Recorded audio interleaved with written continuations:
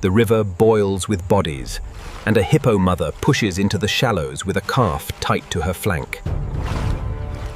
Ahead, the bend is crowded with crocodiles, row on row, eyes and ridges breaking the surface like wet stone. Adult hippos are seldom attacked. Mass, hide, and sudden force keep most predators cautious. But a calf is different. Every crocodile here can read that weakness. She chooses this crossing for reasons that matter. The far bank holds a nursery lagoon, shallow and warm. Hippos follow routes like roads in mud, and habit brings her here. Even when the water turns brown with silt.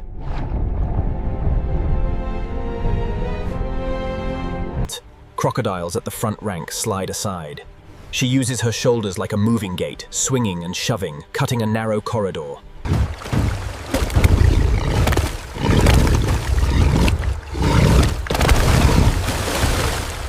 The calf rises often, touches her skin, breathes, then tucks under.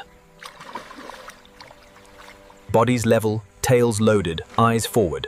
One tests the margin with a slow lean, then another tracks the space between mother and calf. She sweeps her head, pushes again, and the water heaves. They prefer certainty over courage, and they wait for a gap. More crocodiles arrive, drawn by disturbance and the faint distress calls of a young mouth learning the river's dark taste. Ridges and swirls rise all around. She opens her mouth in a wide threat gate. Tusks shine, jaws hinge, breath roars. Current deepens near mid-channel.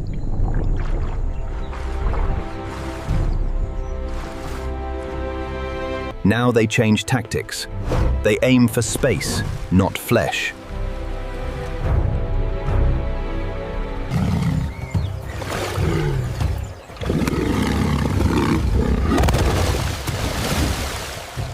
Sometimes it climbs along the slope of her back for a few heartbeats. A little height buys time. A little time buys distance.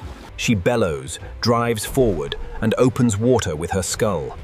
Risk spreads. Boldness grows. The mother rams again, and again, and again. She churns the bed, lifts bodies, snaps and roars, and the sound carries to the far reeds. But she cannot block every line at once. Teeth scrape skin without purchase. The youngster slips free, and the mother slams down with her chest. The attacker rolls and retreats. Bone on bone, then a splash. Mass breaks angles.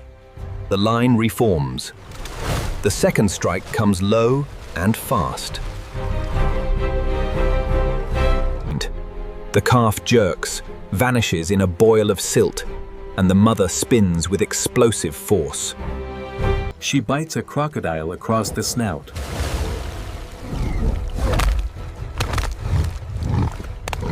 Lifts and throws. The sound is a crack, followed by foam and mud. It snaps back at her muzzle.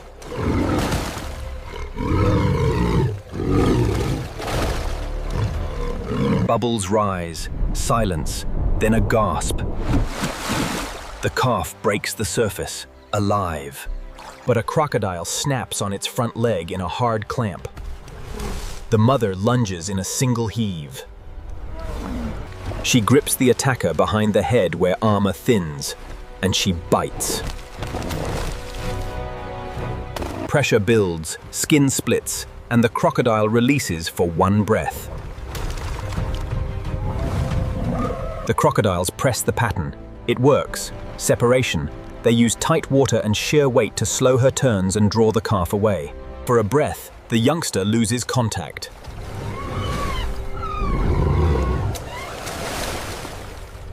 The line breaks.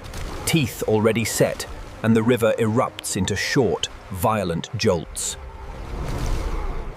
Crocodiles seize soft parts first to end movement quickly and to avoid the mother's heavy strikes. Today, the margin failed.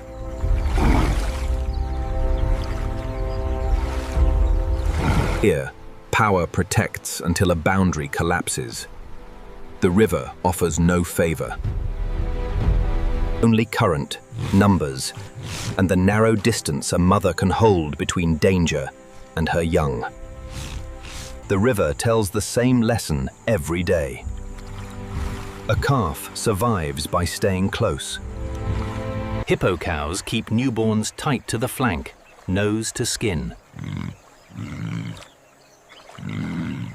So the youngster can find air fast and follow without seeing. Lions are a real threat, especially to isolated or injured adults.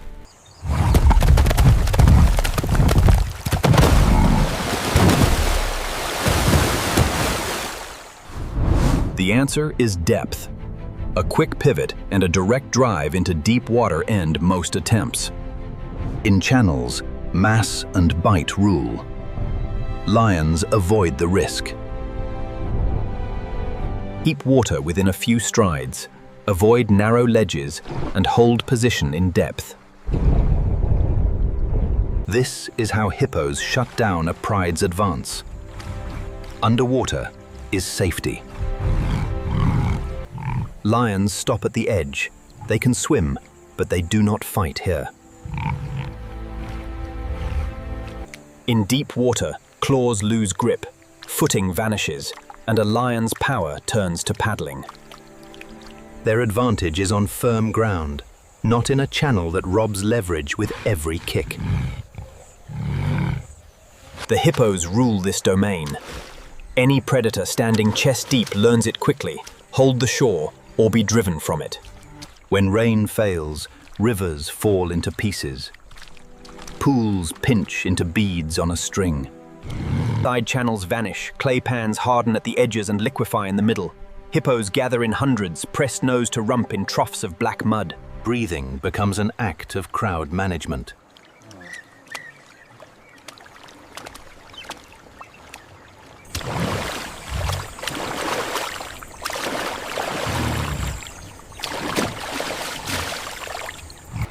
Individuals rise in turn to draw air, then sink to share space for the next body. Skin cracks without water over it. Mud helps, but not enough to erase heat. Skin cracks without water over it. Mud helps, but not enough to erase heat. Cows with small calves try to hold outer lanes, where a quick retreat to water is still possible. Disease spreads faster in crowded holes. Wounds fester. Eyes cloud with infection born in warm, dirty water. Some hippos die in the crush, others in the long walk between last pasture and last water. Scavengers and predators profit, and the next rain will erase the evidence in a day. Yet dry season also binds the herd. Dry season compresses every rule until one bend, one night road. Or one shrinking pool turns a calculation into a crisis. And when rain returns, the herd resets the map, step by heavy step.